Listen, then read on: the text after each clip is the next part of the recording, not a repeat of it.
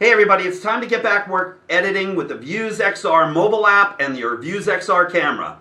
Caudullo here, and today we're going to get started with Director's Cut. The first step in using Director's Cut is to set up your start point and your end point. Let's get started. Now I've already downloaded a file for us to work with. And so I'm going to load it up here.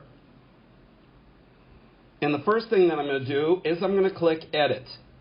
Then I'm going to go to Stabilize, and I'm going to stabilize both shake and horizon. Notice how that flattened everything out for us very nicely here.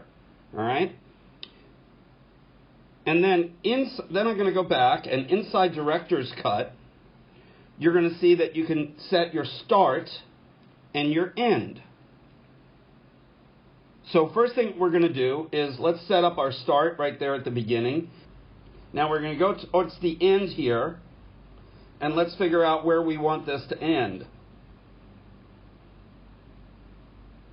And in order to do that, we probably an evening play. And there, I start to reach for it. So maybe we'll back it up just a little bit here,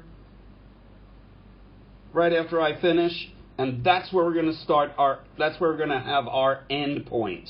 I click OK, and then I can simply click Finish if I don't want to do anything else, and I can output it in either 2D or in 360.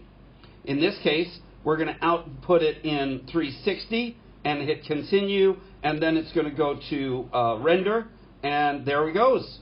Wow, wasn't that easy? We're going to get into more with Director's Cut in our next tutorial on the Vuze XR mobile app, so keep watching.